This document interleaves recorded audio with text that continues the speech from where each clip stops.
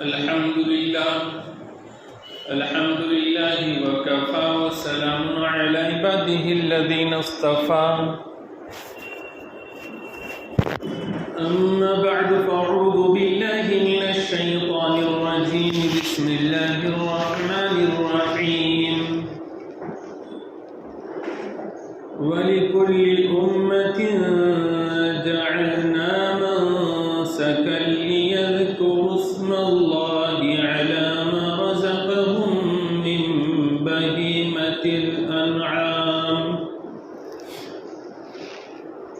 صدق الله مولانا العلي العظيم.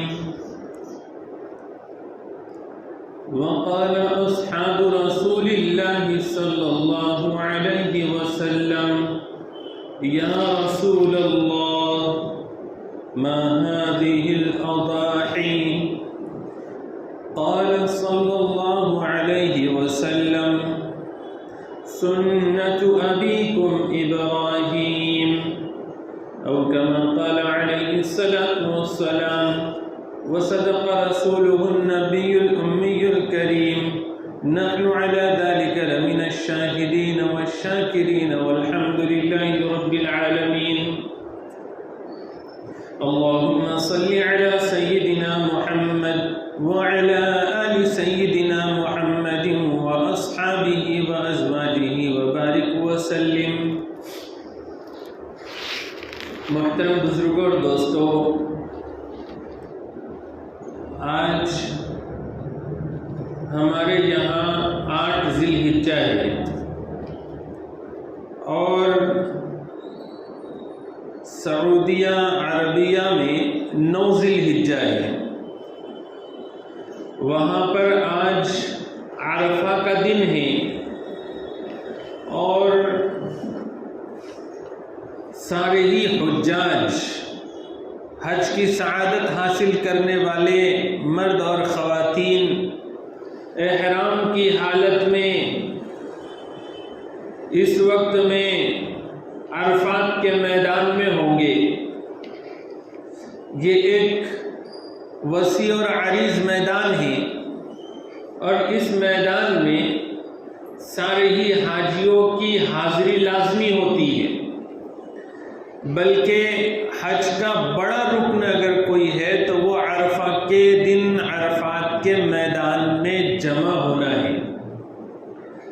کم سے کم ایک لمحے کے لیے بھی اگر کوئی وہاں حاضر ہو جائے تو اس کا یہ فرض ادا ہو جاتا ہے، اور اگر ایک لمحے کے لیے بھی وہ عرفات کے میدان میں نہ پہنچے تو پھر اب اس کی حج کی ادائیگی کی کوئی صورت نہیں ہے.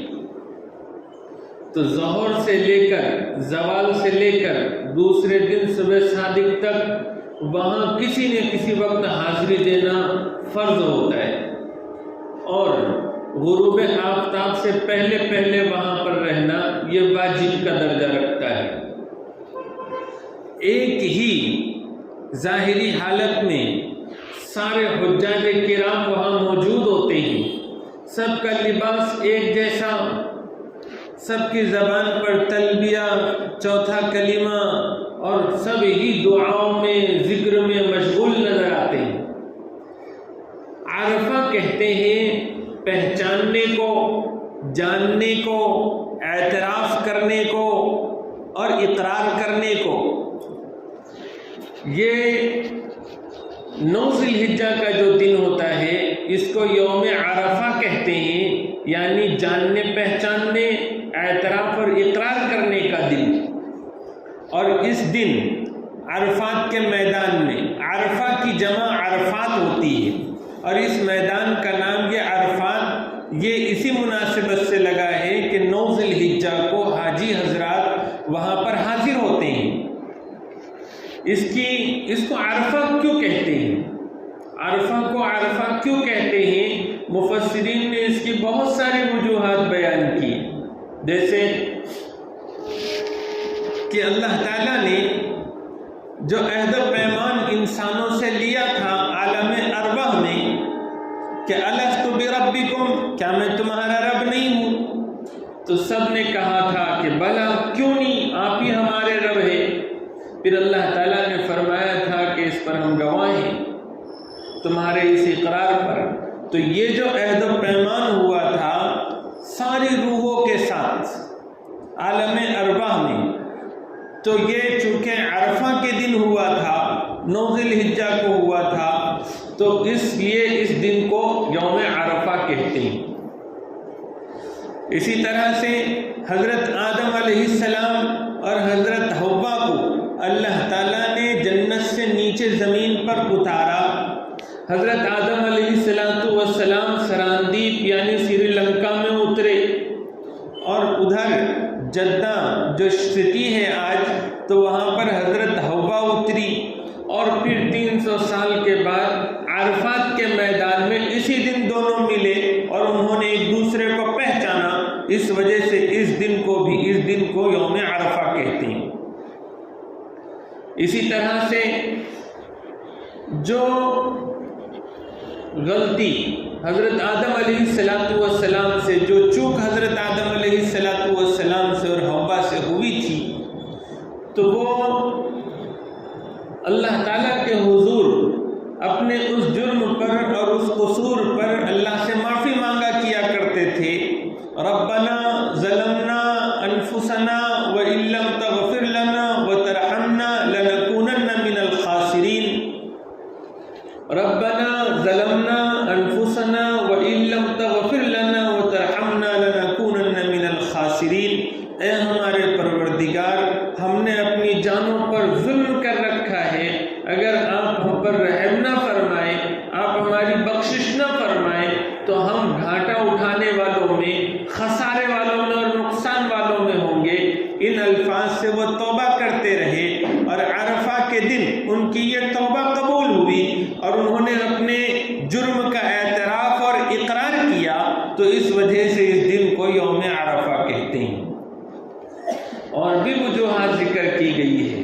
ویسے یہ یوم عرفہ بڑا عظیم الشان دن ہے کہ حاجی حضرات یوم عرفہ کو عرفات کے میدان میں جمع ہوتے ہیں۔ اس دن اللہ تعالیٰ اپنے بندوں سے بہت خوش ہوتے ہیں، اور شیطان اس دن سے زیادہ کسی اور دن اتنا رسوا اور ذلیل نہیں ہوتا اور غضبناک نہیں ہوتا جتنا کہ اس دن ہوتا ہے۔ اس کی وجہ یہ ہے کہ اللہ تعالیٰ جس طرح سے اس دن میں عرفات کے میدان میں اللہ تعالیٰ مغفرت کا سامان کرتے ہیں اور لوگوں کو جہنم سے آزاد کرتے ہیں، اتنا کسی اور دن نہیں کرتے۔ اس دن دعائیں قبول ہوتی ہے اور ایک سما بندھا ہوا ہوتا ہے۔ جب مسلمانوں کی اجتماعیت ہو اور اجتماعیت رونے دھونے اللہ سے لو لگانے والی ہو، تو ہر ایک کا دل پسیجا ہوا ہوتا ہے، اور ہر ایک کے دل میں اللہ تعالیٰ کا ڈر، اللہ تعالیٰ کی محبت، اپنے گناہوں کا اعتراف اور اقرار ان کی زبان پر ہوتا ہے، اور وہ اللہ تعالیٰ سے معافی مانگتے ہیں، اور اللہ تعالیٰ اپنی خصوصی نوازش اور خصوصی فضل ان کے اوپر اتارتے ہیں اور خصوصی مغفرت کا سامان ان کے لیے کرتے ہیں۔ تو اس لیے بھی یہ دن بڑا اہمیت والا ہوتا ہے۔ عرفات کے میدان میں جمع ہونے والے وہ لوگ، وہ یہ اپنے ظاہری عمل سے اعلان کرتے ہیں کہ اپنے رب کو خوش کرنے کا ایک بہترین اور سب سے بڑا طریقہ یہی ہے کہ سب مسلمان ایک رنگ ہو جائے۔ ان کا ظاہر بھی، ان کا باطن بھی، ان کا عمل، ان کا جسم، ان کے کپڑے، ان کی ساری چیزیں اللہ کی مرضی کے مطابق ہو جائیں، اور پھر اللہ تعالیٰ کے سامنے اپنے گناہوں کا اعتراف ہو، تو اللہ تعالیٰ کی رحمت بہت جلدی متوجہ ہوتی ہے، جیسے عرفات کے میدان میں ہوتی ہے۔ دنیا بھر کے مسلمانوں کو یہ وہ مجمع سبق دیتا ہے کہ دیکھو سارے مسلمان چاہے دنیا کے کسی بھی کونے میں ہوں، تمہارا ایک رشتہ ہے، اور وہ رشتہ ایمانی رشتہ ہے، اللہ کو ماننے کا رشتہ ہے، رسول اللہ کو ماننے کا رشتہ ہے، ایک خانہ کعبہ کو اپنا قبلہ بنانے کا رشتہ ہے، اور ایک ہی دین اور شریعت کو ماننے کا تمہارا رشتہ ہے۔ تو تم نے ایک ہی رنگ ہونا چاہیے، اور تمہارے اندر اللہ تعالیٰ کے حضور جھکنے مٹنے کا جذبہ ہونا چاہیے، یعنی وہ اتحاد کا بھی جذبہ۔ پوری دنیا میں گویا کہ بانٹتے ہیں اور ساتھ ساتھ پوری دنیا کو اللہ تعالیٰ کے حضور جھکنے کا درس بھی دیتے ہیں۔ یہ جو عرفات کا میدان ہے، اس جگہ پر جو وہ لوگ جمع ہوں گے تو چونکہ عرب ملک کا جو مطلع ہے وہ الگ ہے اور ہمارے اپنے ملک کا مطلع الگ ہے، اور اس کی وجہ سے چاند دیکھنے میں ایک دن کا فرق ہو جاتا ہے۔ تو ایک دن پہلے وہاں عرفہ کا دن ہوتا ہے اور ہمارے یہاں ایک دن بعد عرفہ کا دن ہوتا ہے۔ تو وہاں چونکہ حج ہو رہا ہے تو ان لوگوں کے لیے وہاں کا مطلع کا ہی اعتبار ہے، اور وہاں جب 9 ذی الحجہ ہوگی تو وہ عرفات کے میدان میں پہنچیں گے اور وہ عظیم الشان فریضہ ادا کریں گے حج کا جو ان کے اوپر عائد ہوتا ہے۔ اور ہم لوگوں کے لیے عرفہ کا دن ہمارے ذمے جو کام شریعت سے دیے گئے ہیں عرفہ کے دن کی مناسبت سے، تو وہ ہم ہمارے یہاں کے مطلع کے اعتبار سے اور چاند تاریخ کے اعتبار سے ہم 9 ذی الحجہ کو یوم عرفہ سمجھیں گے، اور یہاں جو ہمارے ذمے اس سلسلے میں جو مسنون اعمال اور کام ہیں وہ ہم انجام دیں گے۔ سوال پوچھتے ہیں لوگ کہ یوم عرفہ کے دن بہت سارے نیک کام کیے جاتے ہیں جس کا شریعت نے مامور کیا ہے، تو پھر اب وہاں تو ایک دن پہلے عرفہ کا دن ہے، یہاں دوسرے دن عرفہ کا دن ہوگا، تو ہم وہ اعمال کب کریں؟ وہاں کے حساب سے کریں کہ یہاں کے حساب سے کریں؟ تو اس کا جواب یہ ہے کہ وہاں چاند تاریخ کے لحاظ سے جب 9 ذی الحجہ ہوگی وہاں کے لوگ اس حساب سے عمل کریں گے، اور ہمارے یہاں جب 9 ذی الحجہ ہوگی اس حساب سے ہم عمل کریں گے۔ جیسے کل یہاں 9 ذی الحجہ ہوگی تو 9 ذی الحجہ ہمارے لیے عرفہ کا دن ہوگا، اور اس دن ہمارے ذمے کیا کام ہے؟ تو پہلا کام تو روزہ رکھنے کا ہے، کیونکہ عرفہ کے دن روزہ رکھنا غیر حاجیوں کے لیے مستحب عمل ہے، افضل عمل ہے۔ حاجی لوگ بھی وہاں پر جب ان کا عرفہ کا دن ہے تو روزہ رکھ سکتے ہیں۔ البتہ احناف کے نزدیک یہ ہے کہ حج ایک مشکل محنت والا عمل ہے، اگر اس کی وجہ سے روزہ رکھنے کی وجہ سے ان کے وہاں کے اعمال اگر متاثر ہونے کا خطرہ ہو، تکلیف اور مشقت ان کو اٹھانی پڑ سکتی ہے، تو ان کے لیے بہتر یہ ہے کہ وہ روزہ نہ رکھے۔ لیکن اگر ان کے حج کے دیگر اعمال متاثر نہیں ہو رہے ہیں تو وہ بھی اب بلا کراہت روزہ رکھ سکتے ہیں۔ اور ہم لوگ جو حج پر نہیں ہیں، اپنے اپنے علاقوں میں ہیں، تو ہمارے لیے 9 ذی الحجہ کو یعنی عرفہ کے دن روزہ رکھنا مستحب ہے۔ اس روزے کی بڑی فضیلت آئی ہے، جیسے حضرت عبداللہ بن عمر رضی اللہ تعالیٰ عنہ فرماتے ہیں کہ ہم لوگ حضور صلی اللہ علیہ وسلم کے موجودگی میں یہ سمجھتے تھے کہ عرفہ کے دن کے ایک روزے کا ثواب 1000 روزوں کے برابر ہے۔ پھر ایک روایت میں حضور صلی اللہ علیہ وسلم نے فرمایا کہ مجھے امید ہے اللہ کی ذات سے کہ جو عرفہ کے دن کا روزہ رکھیں تو اس کے 1 سال گزشتہ پچھلے اور 1 سال آنے والے سال کے اللہ گناہ معاف فرما دیں گے۔ اس دن کے روزے کی بڑی فضیلت ہے، تو ہم لوگوں نے روزے کا اہتمام کرنا چاہیے، اور یہ مستحب روزہ ہے۔ اگر کسی نے چھوڑ دیا ہے تو کوئی گنہگار نہیں ہے، لیکن بڑی ثواب اور فضیلت کی چیز سے محروم ہونے کا ذریعہ ہے، تو اس کا روزہ رکھنا چاہیے۔ بہت سی خواتین اور مرد حضرات کے روزے قضا ہو جاتے ہیں، تو وہ سوچتے ہیں کہ کیا 9 ذی الحجہ کو ہم رمضان کے مہینے کے قضا کسی روزے کو رکھ سکتے ہیں کہ نہیں رکھ سکتے ہیں؟ تو رکھ سکتے ہیں۔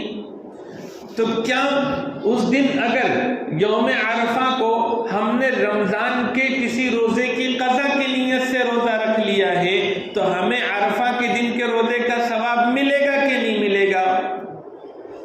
تو جواب یہ ہے کہ رمضان کے روزے کی قضا ہو جائے گی، اور اگر نیت عرفہ کے روزے کی بھی ہو، اللہ کی ذات سے امید ہے کہ وہ ثواب بھی اللہ عطا فرما دے گا۔ عرفہ کے دن دوسرا ایک اہم کام جو شروع ہوتا ہے 9 ذی الحجہ کو صبح فجر کی نماز سے، تو 13 ذی الحجہ کی عصر تک جو دوسرا عمل شروع ہوتا ہے وہ ہے تکبیر تشریق والا عمل۔ اصل میں ایام تشریق کون کون سے ہیں؟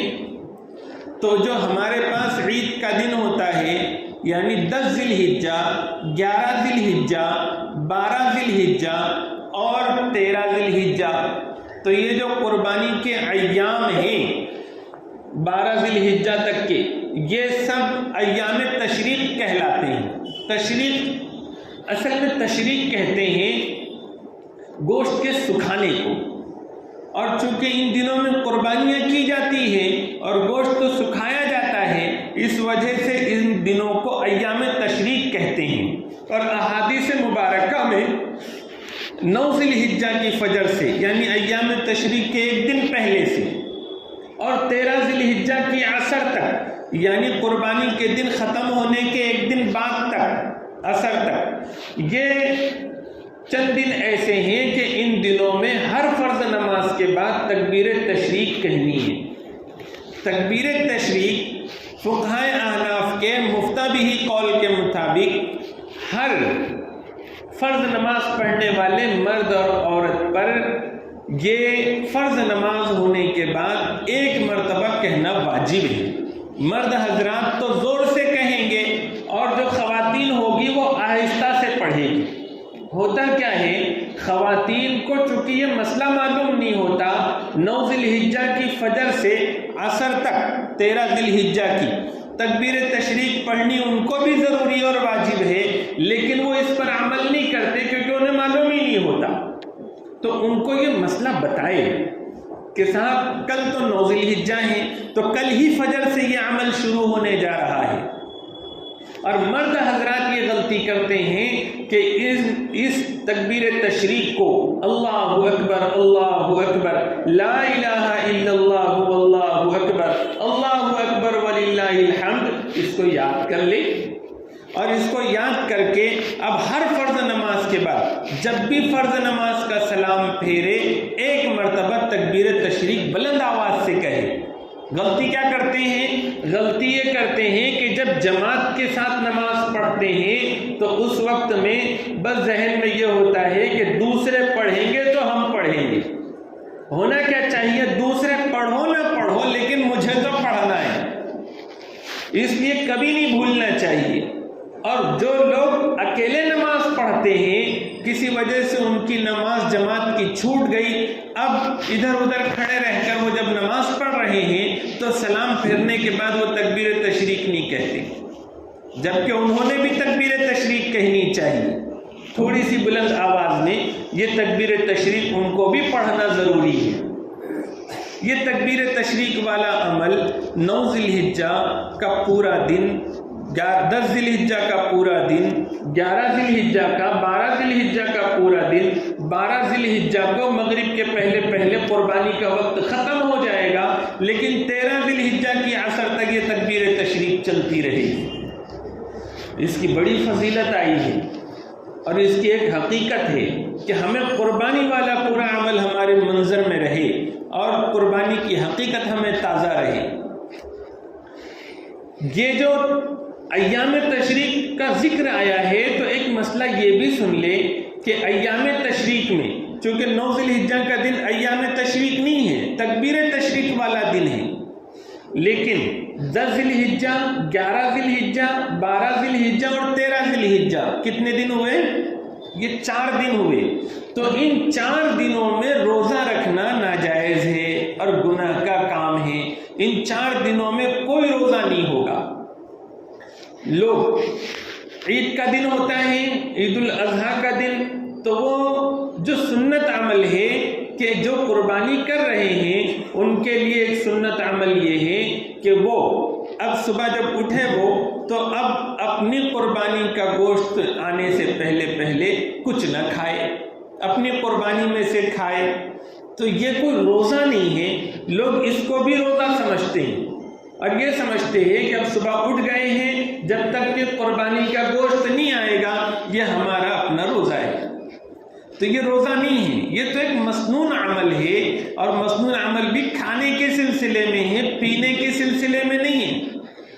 آپ چائے پی سکتے ہیں، پانی پی سکتے ہیں، جب کھانے کا موقع ہو، پہلے دن ہی آپ کی قربانی ہے تو بہتر ہے کہ اب عید کی نماز ہونے تک اور اپنے جانور کا گوشت اپنے پاس آنے تک اور اس کے بننے تک تھوڑا سا رکے رہیں اور کوشش کریں کہ ہم اپنے جانور کی قربانی کے گوشت میں سے کھائیں۔ تو یہ روزے رکھنا، پورے سال میں 5 دن ایسے ہیں جس دن روزے رکھنا ناجائز ہے اور منع ہے۔ ایک تو عید الفطر کا دن ہے، رمضان کے بعد جو عید کا دن آتا ہے اس دن، اور دوسرا یہ جو عید کا دن ہے وہ دن، اور عید کے دن کے بعد کے جو 3 دن ہیں، یعنی 11 ذی الحجہ، 12 ذی الحجہ، 13 ذی الحجہ، ان 3 دنوں میں، اور دونوں عید کے دن، اس طرح سے 5 دن روزے رکھنا منع ہے۔ چونکہ یہ عرفہ کا دن آج یہاں الگ ہے، کل یہاں ہوگا، آج سعودی عربیہ میں ہے، تو سعودی عربیہ والوں کے لیے تو آج کا دن یوم عرفہ ہے، اور ان کے لیے جو مسنون اور مستحب عمل ہے وہ آج ہی کرنے ہیں، لیکن ہمارے لیے کل کرنے ہیں۔ اس کے بعد میں جو دن آئے گا وہ عید کا دن ہوگا، اور عید کے دن 2 بڑے اہم کام انجام پائیں گے۔ نمبر 1، 2 رکعت ہم عید کی نماز پڑھیں گے، چونکہ ہم کو یہ سکھایا گیا ہے کہ ہماری جو عیدیں ہیں سال میں بڑی، وہ 2 ہی عیدیں ہیں، ایک عید الفطر ہے اور ایک عید الاضحیٰ ہے، اور ہم عید اور تہوار اور خوشی کے موقع پر ہم دوسری قوموں کی طرح سے ناچ گانا یا عیش اور مستی اور اسی طرح سے آپے سے باہر ہو جانا اور بالکل اپنے آپ کو آزاد سمجھنا، یہ اللہ تعالیٰ کی طرف سے دی ہوئی عید نہیں ہو سکتی۔ ہمیں جو عید دی گئی ہے ان دونوں عیدوں پر حکم یہ دیا گیا ہے کہ عید نام ہے روحانی خوشی کا، اور روحانی خوشی میں جو کام کیے جاتے ہیں وہی کام اس میں ہوں گے۔ تو ایک عمل تو یہ دیا گیا کہ بقرعید کی، عید الاضحیٰ کی 2 رکعت ہم عیدگاہ جا کر نماز پڑھیں، اور عید کی نماز عیدگاہ میں پڑھنا سنت ہے۔ ہمارے پاس ہوتا کیا ہے کہ عیدگاہوں پر جو نماز پڑھی جاتی ہے، کچھ لوگ خاندانی لحاظ سے پڑھتے چلے آ رہے ہیں تو وہ وہاں جاتے ہیں پڑھنے کے لیے، اور اس کی بہت زیادہ اہمیت بہت سارے لوگوں کے دلوں سے ختم ہوتی جا رہی ہے، جبکہ حضور صلی اللہ علیہ وسلم اپنی بستی سے نکل کر عیدگاہ پر عید کی نماز پڑھنے کے لیے جایا کرتے تھے، اور اصل عید کی نماز تو عیدگاہ ہی کی ہے۔ مسجدوں میں جو نماز ادا کی جاتی ہے تو یہ نماز معذورین کے لیے قائم کی گئی تھی، کہ جو ایسے عمر دراز حضرات ہیں کہ جو اب عیدگاہ نہیں جا سکتے، یا عیدگاہ پر کسی کی نماز چھوٹ گئی ہے تو بعد میں پھر مسجد میں کہیں نماز کا انتظام کہ اب ان لوگوں کی نماز ہو جائے، تو ایسے عذر کی شکل میں مسجدوں میں نماز رکھی گئی تھی۔ لیکن اب ہوتا یہ ہے کہ مسجدوں کی نماز چھوٹتی ہے تو لوگ عیدگاہ کی طرف جاتے ہیں۔ ہونا کیا چاہیے تھا کہ عیدگاہوں پر شروع وقت میں نماز ہو جائے اور اپنے اپنے علاقوں میں اس کے بعد نماز ہو، لیکن ہمارے پاس چونکہ ہر چیز میں الٹی گنگا بہتی ہے، ہم تکبیر تشریق کا معاملہ آئے گا، حکم ہے کہ اس کو زور سے پڑھو، اور جب خطبہ پڑھیں گے خطبے میں ان اللہ و ملائکتہ یصلون علی النبی یا ایھا الذین آمنوا صلوا علیہ وسلموا تسلیما آئے گی آیت، تو وہاں پر دل ہی دل میں درود پڑھنا ہے۔ اسی طرح سے فرض نمازوں کے بعد جو دعا ہوتی ہے وہ بھی آہستہ ہونی ہے، تو ہم جو چیز آہستہ ہونی چاہیے اس کو تو زور سے کرتے ہیں، اور جو چیز زور سے ہونی چاہیے وہاں ہمیں شرم آتی ہے۔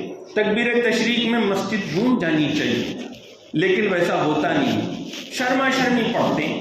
اسی طرح سے عید کی نماز کا مسئلہ ہے کہ عید کی نماز تو عیدگاہ ہی میں ہونی چاہیے۔ یہ دوگانہ شکرانے کی نماز جب کھلے آسمان کے نیچے سارے ہی مسلمان ایک جگہ جمع ہو کر نماز پڑھتے ہیں تو کئی فوائد اس کے حاصل ہوتے ہیں، دینی اور دنیاوی۔ ان فائدوں کو ہم صرف اپنی سہولت کے لیے کہ ہمیں اتنے دور جانا جان پر آتا ہے، یا وہاں پر بیان اچھا نہیں ہوتا ہے، یا اور دوسری کوئی چیز ہوتی ہے جس کی وجہ سے ہم سنت عمل کو چھوڑ دیتے ہیں۔ پورے شہر شہر کی اجتماعیت کے اظہار کی جگہ، پورے شہر کے مسلمانوں کی اجتماعیت کے ساتھ عبادت کے مظاہرے کی جگہ، ایک راستے سے جائیں گے دوسرے راستے سے آئیں گے، تکبیر تشریق کہتے ہوئے جائیں گے، تکبیر تشریق کہتے ہوئے واپس آئیں گے، پورے شہر میں ایک ہماری عید الاضحیٰ کا ایک اظہار ہوگا اور وہ خوشی کا اظہار ہوگا۔ اب تو ہو ایسا گیا ہے کہ جمعہ کی نمازیں بھی ایسا لگتا ہے کہ محلے کی 5 وقت کی نمازوں میں سے ایک نماز وہ بھی ہے، اس کا کوئی خصوصی اہتمام اور اس کا خصوصی کوئی مظہر دکھائی نہیں دیتا۔ ایسے ہی عیدوں کا بھی حال ہو گیا ہے۔ تو عید کے سلسلے میں بھی 2 رکعت جو نماز پڑھی جاتی ہے اس کے سلسلے میں بھی ہم لوگوں کا کوشش اور اہتمام یہ ہونا چاہیے کہ ہم عیدگاہ میں پڑھیں، کریں گے انشاءاللہ۔ ایک دوسرا جو عمل اس دن خاص ہے عید الاضحیٰ کے دن، وہ قربانی والا عمل ہے۔ اس کے مسائل آپ کو پچھلے 2 ہفتوں میں سنائے گئے، اس کی اہمیت اور اس کی فضیلت بھی سنائی گئی۔ قربانی کے دنوں میں اللہ تعالیٰ کے پاس جانور کا خون بہانے سے زیادہ محبوب عمل کوئی بھی نہیں ہوتا۔ حضور صلی اللہ علیہ وسلم ہر سال 2 دمبے 2 بکرے ذبح کیا کرتے تھے، ایک اپنی طرف سے ایک امت کی طرف سے، اور آخری سال جب حجۃ الوداع کا سال تھا اس وقت میں حضور صلی اللہ علیہ وسلم نے 100 اونٹ ذبح فرمائے، جس میں سے اپنے ہاتھ سے 63 اونٹ ذبح فرمائے، اور حضرت علی رضی اللہ تعالیٰ عنہ نے بقیہ اونٹوں کی قربانی دی اور وہ ذبح فرمائے۔ آج کل یہ بھی ایک چیز چل پڑی ہے کہ ہم یا ہمارے ذہن خراب کیے جا رہے ہیں۔ خراب کس طرح سے کیے جا رہے ہیں کہ ذہنوں میں یہ شیطانی وساوس ڈالے جا رہے ہیں کہ ایک ساتھ مسلمان اتنی قربانیاں دیتے ہیں اور جانور ذبح کرتے ہیں، اس میں اتنے پیسے خرچ ہوتے ہیں، اور یہ پیسے اگر بچ جاتے یہاں سے تو اس میں سڑکیں بنتی، اس میں دواخانے بنتے، اسکول بنتے، کالج بنتے، اور اس کے ذریعے سے امت کو فائدے ہوتے، انسانیت کو فائدے ہوتے۔ ایک بات یاد رکھیے کہ اسلام سے زیادہ انسانیت کی فکر کرنے والا اور انسانیت کی ضرورت پوری کرنے والا کوئی مذہب نہیں ہے دنیا میں، جتنا مسلمان زکوٰۃ کے ذریعے سے، نفلی صدقات اور خیرات کے ذریعے سے، اپنے کفارات کے ذریعے سے غریبوں کی خبر گیری کرتے ہیں، چونکہ اس کا ایک مستقل سسٹم اسلام نے دیا ہے، تو ایسا دوسرا کوئی مذہب والا نہیں کرتا۔ اور پھر یہ جو سوچ ہے، یہ سوچ اس وجہ سے ہے کیونکہ ہماری نظر میں آخرت پہلے نہیں ہے، دنیا پہلے ہے۔ اگر دنیا ہمارے پہلے نہیں ہوتی تو ہماری یہ سوچ کبھی بھی نہیں جاتی۔ ہم نے یہ کمپیریزن عبادت کے ساتھ نہیں کرنا چاہیے۔ اس دن کی عبادت تو قربانی کے جانور کو ذبح کرنا ہی ہے، اس کے بدلے میں کتنا بھی صدقہ خیرات کر لیا جائے تو قربانی کی حقیقت، اس کی کیفیت اور اس کی روحانیت بندوں کو نصیب نہیں ہو سکتی، اس کا بدل کوئی چیز نہیں بن سکتی۔ تو قربانی ہی اس دن کا عمل ہے۔ ہمارا کام یہ ہے کہ ہم اگر آخرت کو سامنے رکھتے ہیں تو ہم نے یہ تجزیے نہیں کرنے چاہیے جو آج کل ہو رہے ہیں کہ مسجدوں کو اتنا عالی شان بنایا جا رہا ہے، اجتماعات پر اتنا خرچہ کیا جا رہا ہے، اور پھر رمضان میں اتنی عبادتوں پر خرچ کیا جا رہا ہے، کل کو حج کا بھی نکلے گا کہ حج کے لیے اتنے پیسے خرچ کیے جا رہے ہیں، اور اس کے بدلے میں دنیا اتنی ہو جاتی تھی۔ جو آخرت کے لیے خرچ کیا جا رہا ہے اس کے مقابلے میں دنیا اتنی ہو جاتی تھی۔ یہ دنیا کی اہمیت ہمارے دل میں ہونے کی علامت ہے۔ آخرت کی اہمیت ہمارے دل میں ہونی چاہیے۔ ہم نے عبادتوں کے ساتھ ان خرچوں کو نہیں جوڑنا چاہیے اور تقابل نہیں کرنا چاہیے۔ ہم نے اپنے دوسری جو فضول خرچیاں اس کے ساتھ اس کو جوڑو کہ جو شادیوں میں فضول خرچیاں ہو رہی ہے، شادیوں میں غیر ضروری سامان کا اتنا لین دین ہو رہا ہے، پھر اپنے پاس ایک گاڑی تھی دوسری اتنی مہنگی گاڑی لی جا رہی ہے۔ یہاں کہنا چاہیے کہ پہلے اپنے بستی کے جو غریب اور نادار لوگ ہیں ان کی ضرورتیں پوری کر لی جائیں، پھر 25-30 لاکھ کی گاڑی خریدی جائے۔ ہمارے اپنے بستی کے اندر کے غریبوں کی خبر گیری کر لی جائے، اس کے بعد شادیوں میں اتنے خرچے کیے جائیں۔ تو یہ ہمارا اس انداز کا تقابل ہونا چاہیے اگر ہم آخرت کو پیش نظر رکھتے ہیں۔ ان چیزوں کا خیال رکھتے ہوئے عید الفطر کو، عید الاضحیٰ کو پرامن طریقے پر ہم منانے کی کوشش کریں۔ عید کے دن عید کی نماز ہونے سے پہلے جو قربانی دے دی جاتی ہے وہ قربانی دہرانی پڑتی ہے، وہ قربانی ادا نہیں ہوتی۔ لیکن مسئلہ یہ ذہن میں رکھو کہ پورے شہر میں کسی ایک جگہ بھی عید کی نماز ہو گئی یا پورے گاؤں میں کسی ایک جگہ بھی عید کی نماز ہو گئی، بہت سے لوگ پڑھنے سے باقی رہ گئے، تب بھی ایک جگہ ہو چکی ہے، تب باقی سب جگہ اب قربانی کرنا جائز ہو جاتا ہے۔ لیکن اگر ایک بھی جگہ شہر میں قربانی کی نماز نہیں ہوگی، گاؤں میں ایک بھی جگہ عید کی نماز نہیں ہوئی، اب اس سے پہلے کسی نے قربانی کر لی تو وہ قربانی ادا نہیں ہوگی، اس قربانی کو لوٹانا پڑے گا۔ اللہ تعالیٰ مجھے اور آپ کو کہنے سننے سے زیادہ عمل کی توفیق عطا فرمائے۔ وآخر دعوانا الحمدللہ رب العالمین۔